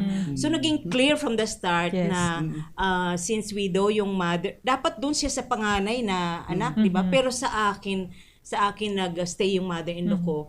Pinaintindi kaagad ng husband ko, nanay, si Merlin ang queen. Yeah. Okay? So, Nay, ikaw, siya ang sa bahay. Yes. Pinaliwanag po yun at may hearing distance. So, nagkaintindihan kami ng mother-in-law ko. So, yung mother-in-law ko, siyempre, yung husband ko nag-iisang lalaki, di ba? So, mahal na mahal niya yung si Kuya Clem. May mga pagkain noon na mother-in-law kong nagluluto, yung pagkain na Bulacan, no? Sinigang na bayabas. Sa amin kasi ang bayabas, prutas yun. Sa Bulacan, ginagawa nilang kasama sa sinigang. Pangsahog. So, malaking adjustment ko doon. So, imbes na magagalit ako sa nanay ko, hindi ko sinabi, Nay, ganito, pagkalagay mo ng bayabas, alisin mo muna yung isang hiwa ng manok or anuman. Kasi ayaw kong kumain ng sinigang na may bayabas. So maliwanag po, kaya kami yung mother-in-law ko tumira sa akin for 13 years. Wow. Ay, praise the Lord kasi hindi kami nag-away. Kasi from the start, nagkaunawaan kami. Naging clear sa amin ang boundary. My mother also stayed with us, no? Kaya yung dalawa naming anak, ang nag-alaga sa kanila, yung mother ko at saka mother-in-law. Ang saya namin, di ba? Magbarkada yung aking nanay at saka yung mother ko. Yung mother-in-law at saka mother ko, magbarkada sila. So masaya kami. Hindi kami nagkaroon ng conflict or problems sa in-laws. Wow. I praise God for that. Wow. Meron tayong special question for Pastor James and Ate Iza. Sige, honey, ibigay mo na ang question. Number 7. Sige po. Sige. Ayan, Ate Isay. For our question number 7 for Ate Isa and Pastor James. Sa leadership sa pamilya, Pastor James, sumagot ka ng tama dito. Paano ba dapat gumawa ng decision making? Sabi po sa Ephesians chapter 5, the husband is the head of the home and the wife is the neck. Wala yan sa Ephesians, It kapatid. turns the head. Opo. Decision making po, syempre leadership in the home, dapat tatay ang mag-lead. But we have to look at leadership in a way not as simply as an authoritative position, but a responsibility. Magkaiba kasi yun eh. Yes. Diba? Pag sinabi mo, ako ang puno ng tahanan, ako ang leader nito, that's that's not really leadership. You have the Yes. para po sa politika, pero yung nakaupo si congressman, si mayor, si senator, si presidente, whoever, yung leader mo, pero hindi mo siya tinuturing na dahil yung kanyang behavior at attitude nandoon. So nakaluklok siya, pero hindi mo siya sinusunod, hindi mo siya sa puso mo, susunod ka lang sa panglabas, pero sa puso mo hindi. So pag sinabi natin leadership, it has to be understood that ang mandate po ay ang lalaki ang manguna. But like I said, it's not an authoritative position given to you, but something you have to live by. Yes, Na that's dapat true. mag-lead ka. Kasi ang linaw naman po kung paano kang dapat mag-lead. Yan pong leadership in the home, yan ang isa sa mga issues sa Bible na kung paanong mag-lead, hindi na itago. Yung maraming mga bagay na pwede mong ilaro, left and right. Pero yung anong tungkulin ng lalaki to be a leader in the home is far different from kung ano yung society natin today. So that means you have to lead spiritually. You have to lead, morally. You have to lead in the decision-making aspect. When you do that, then I've always said sa mga couples retreats na ginagawa namin, pag ang lalaki does what he is supposed to do as a leader in the home, right? Hindi mo na kailangan sabihin, wives, submit to your husband. Yes. It Hindi- becomes hindi na spontaneous, tumasapan ano? yun. That is Oo, true. wala It becomes natural. Yung becomes submission naming mga babae, kapag nakita namin talaga na good role model ang aming asawa, Submit. yeah, submission comes naturally. Si Bishop Jonel naman, ano po masasabi nyo when it comes to decision making? Sabi ng Ephesians chapter 5 verse 22 yung paborito namin mga lalaki. Submit to the wives. Pero mga wives, tandaan nyo, bago 22 may 21. Correct. Submit to one That is another true. Amen. out Amen. of reverence for Christ. And therefore, leadership actually is a conjugal thing. Yes. It's not just It's mutual. it's Totoo po. mutual. I agree. Kaya meaning kung ano yung tama, kung ano yung totoo, yun ang dapat na Yes. manguna. Amen. Kaya pagdating sa verse 22, inulit, submit, pero hindi na sinama lalaki. Kasi ang lalaki madaling kausap. Kaya ang babae, Madali. inulitan eh. Agree ako dyan. Inulitan madali. ang babae. Kami hindi na inulitan. Ibig sabihin kami, Agree ako dyan. pwede. So, Bishop. makulit kami, Pastor Oo, Jonel, kami, Bishop Jonel. kayo kailangan ulit-ulitin. Ganun. Pero pagdating sa verse 25, ang sabi, husband, love your wives Yes. as Christ loved the church. Ayun How did yun. Christ love the church? Yeah. At least 3 things. Number 1, nanguna siya, nagmahal siya ng may maliwanag na pangitain. Nagpunta rito si Jesus para hanguin tayo sa kasalanan. Kailangan ang leader, dapat may sense of vision. Wow. Kaya yung mga may boyfriend dyan, tanungin nyo boyfriend nyo kung may pangarap. Pag sinabing wala, i-break nyo na. Angel, Kawawa ha? buhay nyo. Yun namang narito na yung may asawa kayo, wala na kayong magagawa, asawa nyo na. Kaya wala na. Pangalawa, si Jesus. Wala na sulian. Si Jesus nagsakripisyo. From God, he became a human being. Sa human being, naging ordinary. Tapos nag-ali. So meaning, servant leadership. Ito ang kailangan matutunan ng mga pinunuri ng bayan eh. Yes. Kasi kami kasi pag Monday, yun ang aming focus eh. Leader sa bahay, leader sa community. So, isabihin, yung mga politiko natin, dapat matutunan na servant leadership. Nalilimutan ng mga Pilipino na public servant ang mga hinahalal natin, hindi sila hari. Yes. Kaya may limitation yung kanilang power. Yes. Sa bahay din, may limitation din. Pag hindi na ayon kay Kristo si tatay, Totoo. ay nagsisis yung kanyang leadership. Tama, Bishop, no? Yeah. Isa sa role nating mga lalaki is isa yan, di ba? Yung pagiging leader ng family. Pero minsan, sad to say, no? Minsan sa isang pamilya, yung mga bata, pag nagtanong sa daddy, minsan sasabihin, ask your mom. Di ba? Kaya minsan, yung mga bata, nagkakaroon sila ng wrong Nagugulo. notion. Who's the leader in the house? Is it you, daddy? Or is it you, mommy? Di ba? So, importante na talagang you lead by example. Yes. Talagang makita nila sa buhay mo na talagang you are the leader in the family. Yes. Ayan mga kaagapay ha, natutunan natin sa area ng leadership and submission. Tayo pong mag-asawa, first we are submitted to God, both of us. And then we are submitted to each other. At kami pong mga babae, napakadali po na mag-submit sa asawa because submission means being there to support and love and cover your spouse. Nag-enjoy tayo ng sobra. Nag-enjoy ba kayo mga kaagapay sa ating New Ay po Year's nanganganib ang mga special? buhay namin, nag-enjoy po kami. Exciting ito mga kaagapay para po sa ating natitirang last 3 questions. Tutok na dahil magbabalik po ang Family Matters Year-End Special.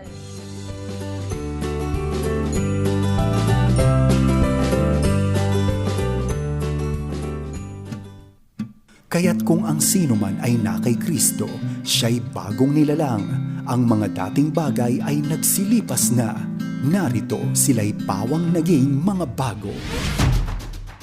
Bagong taon, bagong pagkakataon. Ito ang 702 DZAS FEBC Radio TV, agapay ng sambayanan. Kapag tinawag ka ng pagmamahal, sumagot ka agad. Panatag, marangal. Naririto ako at handang maglingkod. Sundin mo ang sariling puso't kalooban, hindi ang bulong, bighani at tukso na mga wikang banyaga sa iyo. Matitiis mo ba ang patalim ng balakyot? Magtitiis pa ba sa gisik ng maiksing kumot? Mahihimbing ka bang alipin ng takot? Ang pag-ibig mo ay walang kapantay, kundi ang pag-ibig din ng minamahal. Huwag mo siyang bayaang maghintay. Gumising ka, manindigan. Bawat patak ng luha niya'y isang dagat. Bawat ngiti ng tagumpay niya'y watawat. Kapag tinawag ka ng pagmamahal, sumagot ka agad. Matatag marangal, walang bakit, sana maglingkod. Ito ay hango mula sa tulang Mamamayan ni Rio Alma. Paalaalang hatid ng inyong 702 DZAS FEBC Radio TV, agapay ng sambayanan. Maligayang Pasko at manigong bagong taon! Ito ang Far East Broadcasting Company Philippines.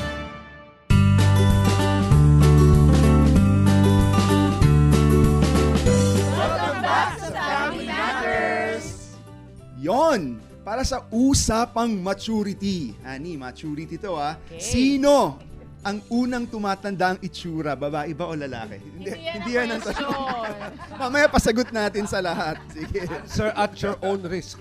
Tama pa, Sir James. Sa usapang maturity, paano nyo masasabing matured ang isang babae at lalaki sa relationship? At sasagutin po yan ng ating kaagapay na si Avelyn Garcia, kasama si Pastor Andrew Franco ng Heartline Wednesday Edition.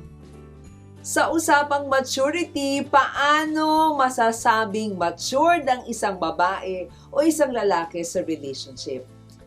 Una, the ability to take responsibility. Kasama na dito ang responsibility to mind your own business sa relationship.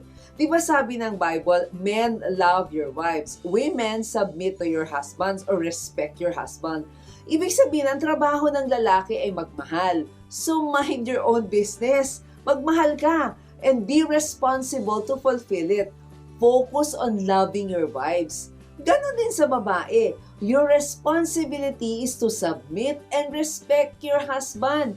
Ibig sabihin, yan ang responsibilidad mo. Yan ang trabaho mo. You will be matured if you focus on what you need to do, not what others need to do. Pangalawa, ability to own mistakes. Kasi ito ay sign of emotional maturity. Ibig sabihin may kakayanan ang isang babae o lalaki na akuin ang kanyang pagkakamali. Doon masasabi mong matured siya. Hindi ito madali because it's easier to point the blame to others, diba? Rather than in humility, take the consequences and responsibility for the actions done. So, malalaman mong matured ang babae o lalaki kung meron na itong kakayanan na tanggapin ang pagkakamali. Hindi na ninisi, kundi inaako ang isang pagkakamali at marunong humingi ng tawad. Pangatlo, ability to move on. Alam mo, sa isang relasyon, kadalasan may masasaktan tayo, di ba? Dahil sa mga bagay na ginawa o hindi ginawa ng bawat isa.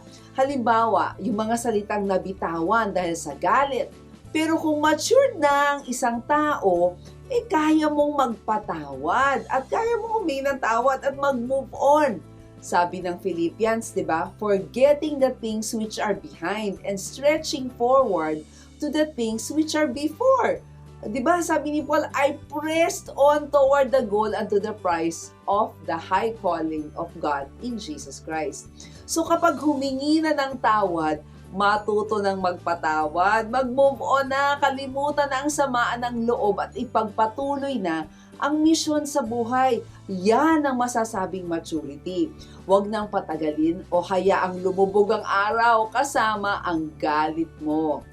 Pang-apat, ability to pass the test. Sa isang relasyon, may mga pagsubok talaga. Pero matured kang maituturing kung meron kang mindset of a student. Matured ka kung ipapasa mo ang pagsubok to pass the test. Kasi you see trials as training. So I hope that the answers that I provided have been helpful to you in your journey of life. God bless you! Isang mapagpalang araw po sa lahat. Ako po si Pastor Andrew ng One in Christ Fellowship Missions International. Today, sasagot po tayo sa tanong na sa usapang maturity. Paano ba masasabing matured ang isang babae at lalaki sa relationship? Ako po lagi ko pong sinasabi at pinapaalala sa mga kabataan, lalo na nakakausap ko, na bago pumasok sa relationship, napakahalaga po ng maturity talaga. And una, yung individual maturity is important. Meron pong 5 aspeto pagdating po dun sa usaping maturity. Number 1, kumbaga yung physical maturity, nasa tamang edad na ba tayo sa pagpasok sa isang relasyon. At pangalawa, nandun yung usapan patungkol sa mental maturity. Kasi pag pumasok sa relationship, hindi naman po ito simpleng bagay lang, di po ba? So napakahalaga na matured din tayo mentally. Pwedeng nasa tamang edad ka na, pero hindi ka pa matured mag-isip.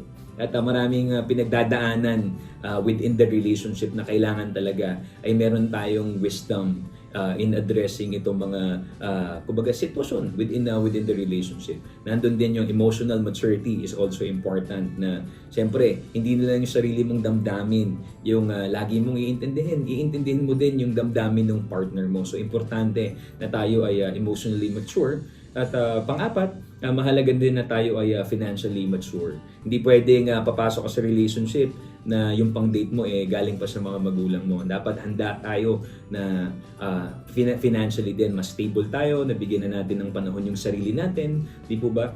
Lalo na doon sa mga bago pa lang nagtatrabaho, di ba? Bago ka gumastos sa ibang tao, unahin mo muna yung mga bagay na sarili mong pangangailangan. At yung pang-5, ito po ay usapin ng spiritual maturity. Napakahalaga na tayo ay properly guided ng salita ng Panginoon kapag tayo ay pumasok sa relationship, kasi maraming aspect that we have to consider. At tayo bilang mga mananampalataya lalo, napakahalaga na nauunawaan natin yung usaping relationship in God's perspective. Diba? Kasi marami sa panahon natin ngayon na ang ultimate goal ay kumbaga makahanap ng the one, or yung tinatawag nilang God's best, thinking na ito yung pinaka-ultimate goal in life. Pero kapag naunawaan po natin na ang purpose ng buhay natin is more than that, na meron tayong mga pagkatawag sa Panginoon na dapat natin na pinaprioritize, and God would take care of the rest. Naniniwala ako pag nauna natin si God, si Lord yung bahalang magdala sa atin ng tamang tao. And when the time is right, sabi nga ng Panginoon, lahat naman ng bagay pag nasa tamang panahon, nagiging beautiful. Pero kung tayo ay nasa relationship na, paano ba natin masasabi na matured na yung relationship na to? Unang-una, hindi ka na dapat nagsisinungaling. You always have to tell the truth. So communication is very important. You have to be open in communicating to your partner. At pangalawa dito, hindi mo na problema to be alone, 'di ba? Hindi ka dapat laging dependent na lang doon sa partner mo. Bahagi ito ng maturity na dapat meron tayo pare-pareho kapag tayo ay pumasok sa isang relationship. And lagi po nating tatandaan na hindi rin po tayo pumapasok sa relasyon to change the other person. Hayaan po natin ang Panginoon yung magbago sa Kanya. So ang pinaka-goal po natin, nasa relationship ka, dapat ang goal mo mailapit pa sa Panginoon yung magiging partner mo. And I think kapag yun yung priority ng relationship, to be honoring to God, to be pleasing to God, di po ba? Masasabi natin na yung relationship na to mature. Laging nasa kalooban tayo ng Panginoon. Maraming salamat and God bless everybody. Thank you so much, Pastor Andrew Franco and Ate Avelyn Garcia, for your fruitful insight to this game. Okay, dumako na tayo sa ating question number 9. In to, honey. Lahat ng tao meron ito at may access dito. Alam mo na ba? Sa usapang social media, mga kaagapay, dapat ba na alam ng asawa ang password ng iyong social media? Ayan. Sino ang gustong mauna? Ate Merlin. Nung nabubuhay pa, si Pastor, Kayo po na nga. naabutan ba ni Pastor Clem? Naman, Oo naman. Siyempre naman. Ano ba? Ginawa ko namang ages. Alam nyo ba ang password ng isa't isa? Oo, lahat. Sinabi niya sa akin. Alam mo si Pastor Clem kasi, siya, I think, sa lahat ng pastor, siya yung nagkaroon ng unang Mac. Sigurong panahon na yun. Kasi parang ang kapal pa nga nung Mac no? MacBook. Yun. Anyway, lahat yun, alam ko ang password niya. At saka ako din, alam niya ang password ko or PIN sa anumang mga sa account, So, pero there was a time na binlock niya yung isang sa Si Tita Merlin binlock niya. kasi ganito, may schedule, may nag-invite sa kanya na mag-speak. Ako na ang sumagot.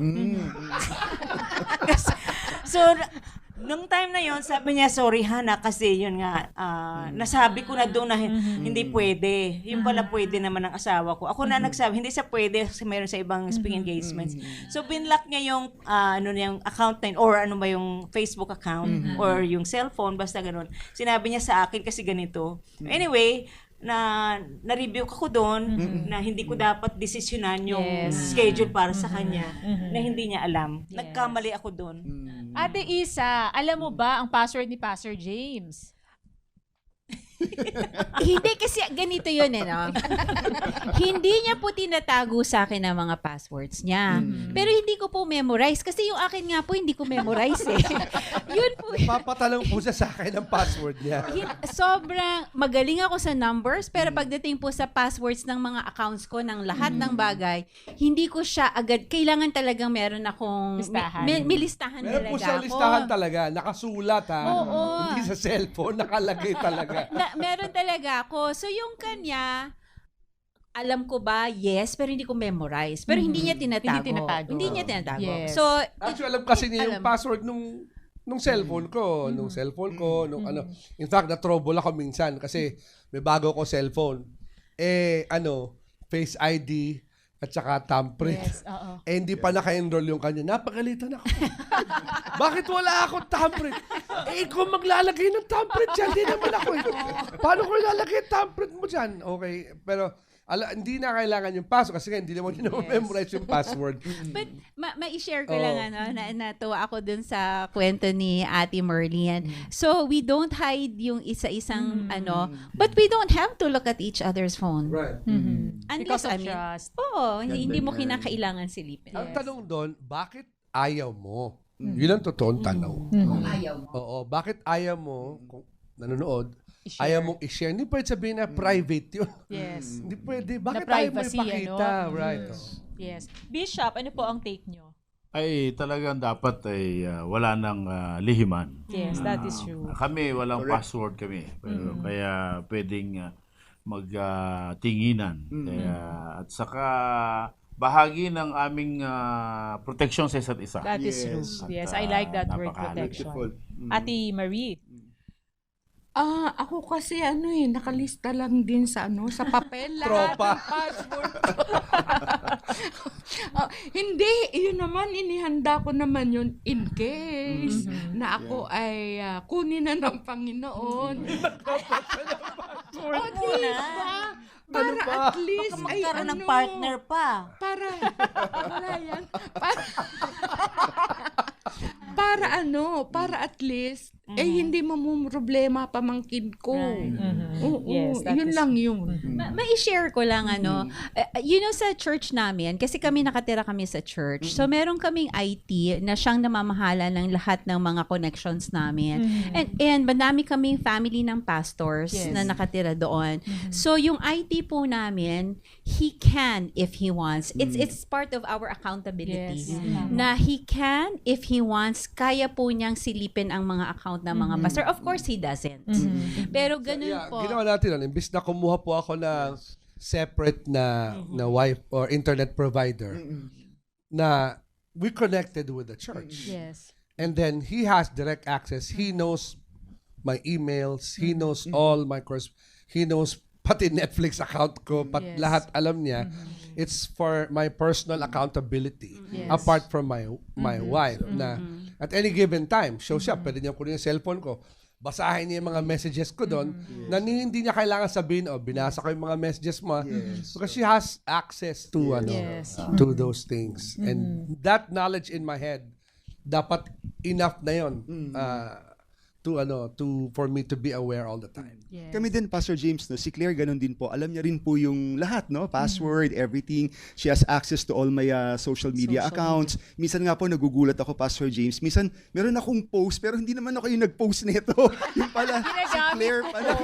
Kasi mas marami siyang followers, Pastor James, para mas maraming maabot. At may isa pa akong secret, Ate Iza. Pero baka pagalitan ako ni Bishop Jonel. Kapag meron po mga bagong friends si Bong sa Facebook at magaganda siya. Sina-scout.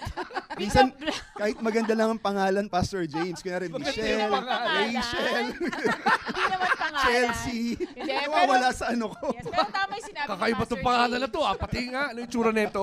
It's pointless, Pastor James, sa mag-asawa na magtaguan ng passwords kasi you are one in everything. And kung wala naman nga tinatago, sabi nga ni Bishop Junel, it's part of your protection. Diba? Correct. Okay, for question number 10, honey. Yes, for the last question. Sa pagpaplano ng pamilya, ano ang mas kailangan? Ang pagpapagawa muna ng sariling bahay o yung umupa muna pansamantala? Sige, let's ask si Sige ano. nga.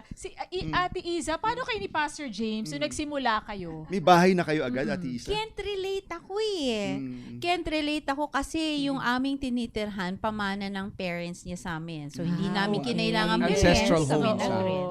And you're blessed, ano? Kasi meron agad naka-reading bahay. Pero para sa iyo, Pastor James, ano ba dapat? Honey, bago tayo magpakasal, mag-ipon muna tayo para makapagpagawa ng bahay or okay lang na mag-rent? Una, you have to assess your capability. Yun ang problema din ng kabataan today, by the way. Kasi yung kanilang mentality is, binabase nila yung kanilang self-worth dun sa ano ang kakayanan nila. Yes. Right? So, I don't think in the history of the Philippines since after the Second World War, na ganito ka-easy access ang magkaroon ng maayos na sweldo. Let me prove my point. Ang lolo at saka lola ko, father's side, ang lolo ko ay hindi natapos ng grade 2. Ang lola ko parang grade 6. Pero lahat sila marunong mag-English, by the way. Noong mga unang panahon. Ang gagaling lang mag-English, right? Pero talagang para lang sila nagsaka, talagang matindi. Then parents ko, my mom was a nurse, so may master's degree siya. Of course, dad ko, patong-patong ang degree niyan. Pero para sila in the eyes of the world, makapagtrabaho ng time na yan, before siya nag-full-time ministry, talagang bakbakan ka para bumuhay ka ng pamilya. Yes. Right?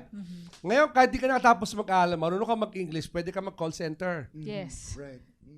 Signing bonus pa, ang laki na kinikita mo, di ba? Pangit ang mukha mo, maganda boses mo, marunong ka mag-English. Pasok ka agad, kikita ka. Tama? Ganun ngayon di ba? Iba kumikita, vlogger. Yung avenues nagkalat. But one thing is very noticeable, lalo sa ibang bansa, sa Amerika, sa Europe, sa Canada, sa Japan, bakit kung kailan parang ang yaman ng mga tao, yung depression rate nila mas mataas. Yung suicide rate nila mas mataas. Kasi yung mentality na I have to keep up with sa kapitbahay. So I think for a couple, ang dapat intindihin nila, ano ba yung Ano ba yung kaya nilang gawin at that moment without looking at yung mga kaibigan namin na bagong kasal may apartment na, may bahay na, may ano na. Kung ginagawa ho namin yan nung panahon namin, just to give us, naglalakad kami sa Mega Mall. Ang anak ho namin ay 7. Okay, plus may apo.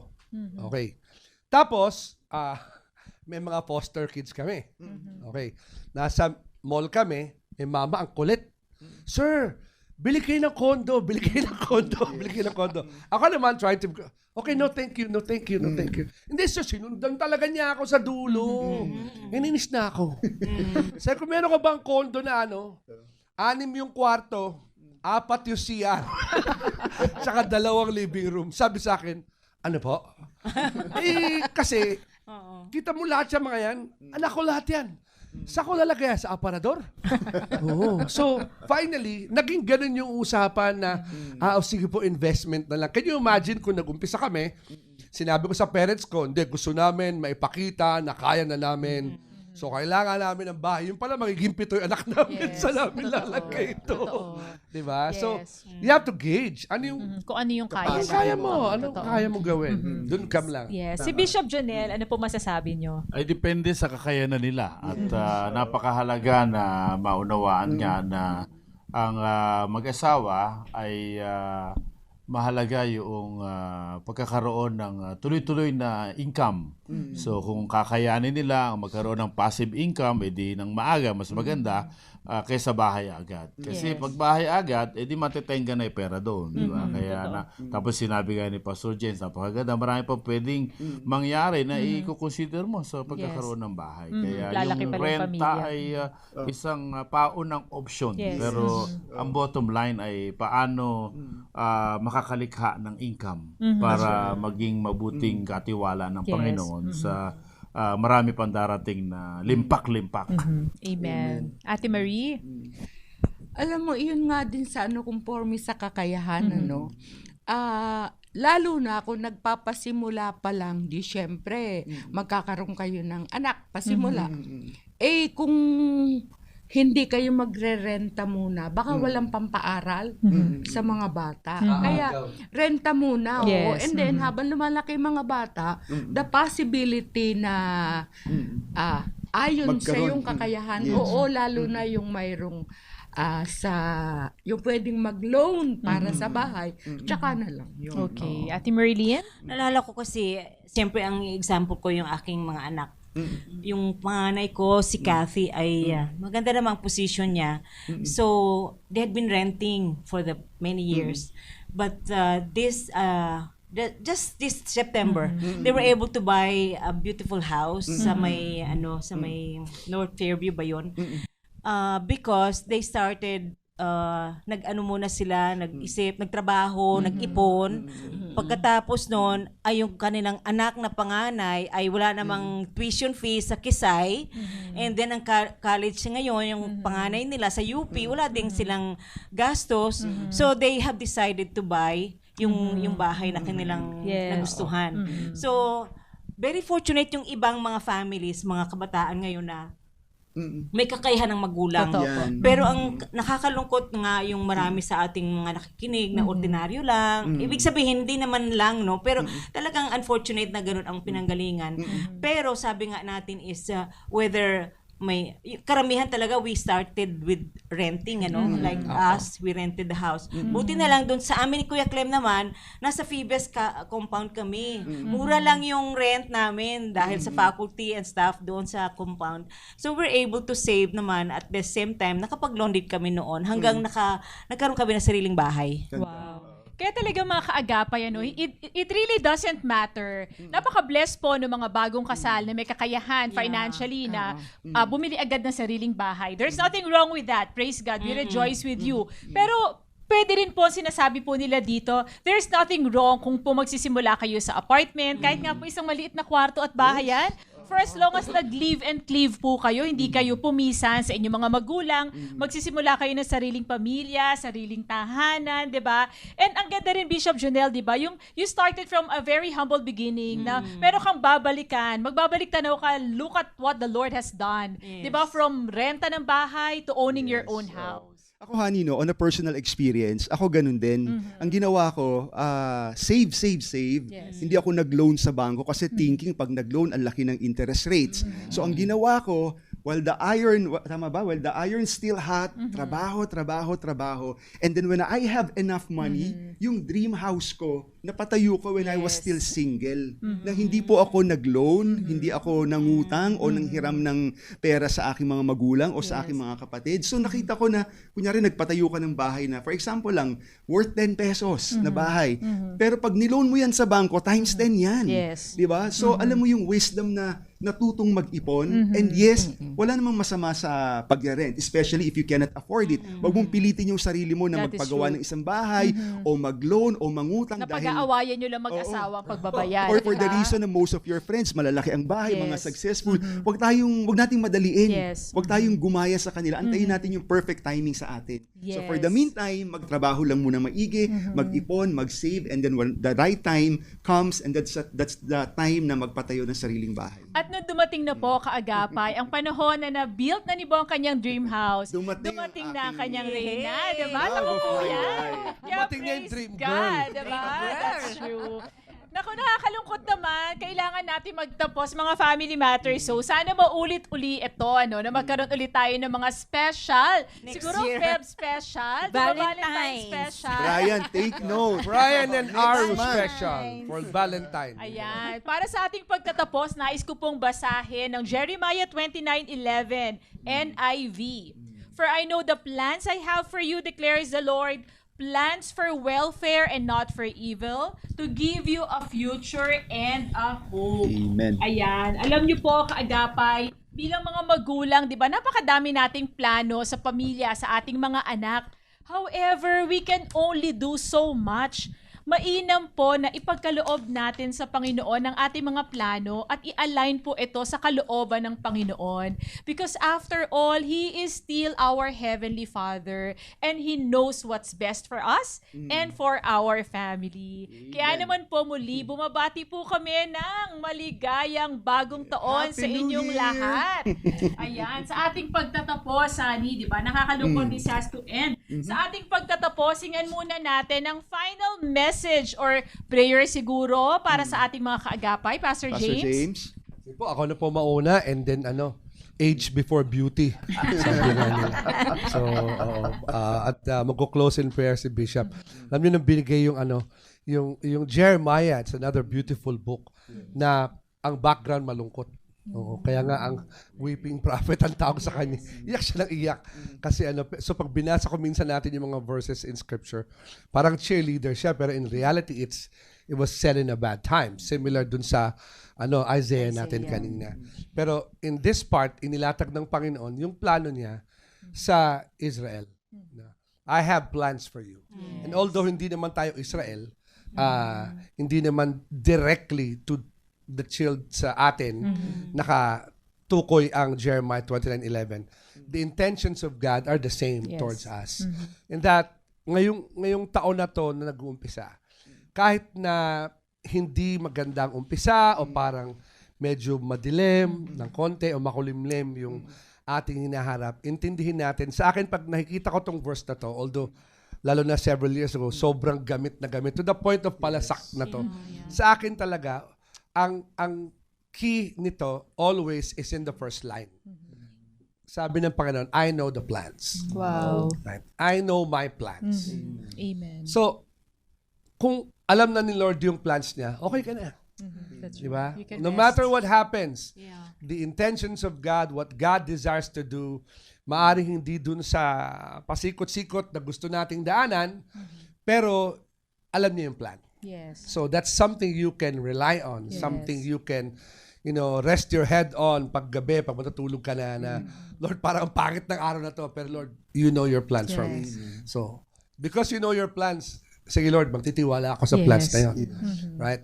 And I'll trust you with that. Bishop, kayo po. Napakahalaga maunawaan natin na dalawa ang sikreto ng maligayang buhay mula sa paalaala ito sa Jeremiah 29:11. Number one, there is a God who is in control and He knows the best for us. Yes. So you have to embrace that. Second, you have to remind yourself that you are not that God. Yes.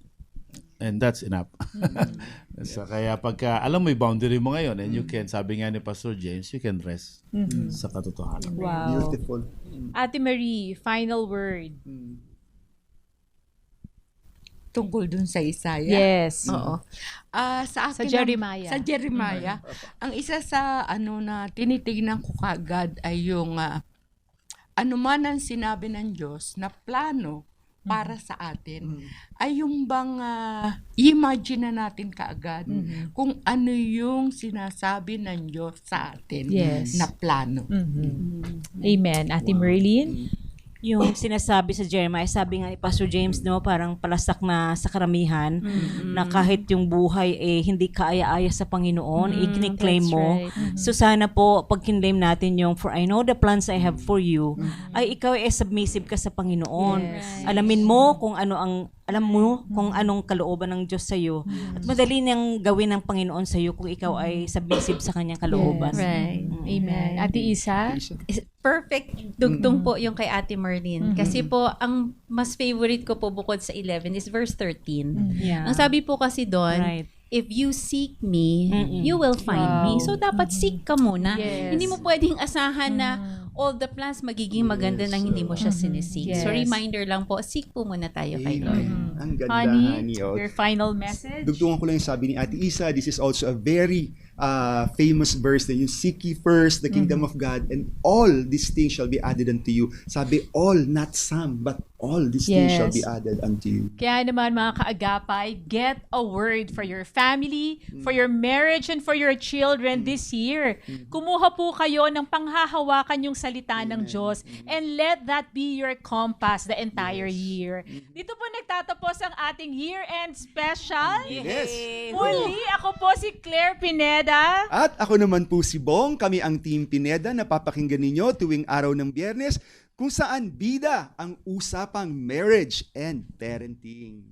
Ako naman po si John Milan in behalf of Pastor Willie Basilio. Kami po ang Monday team sa usapang fatherhood.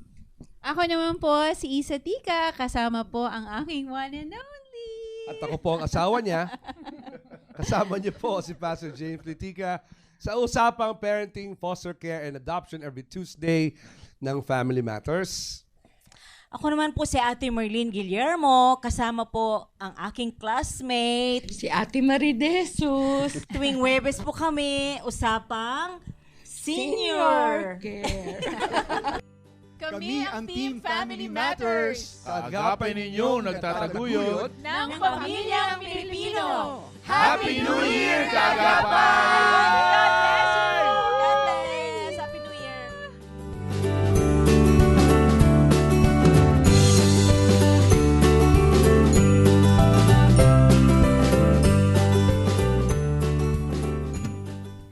Kaya't kung ang sino man ay na kay Kristo, siya'y bagong nilalang.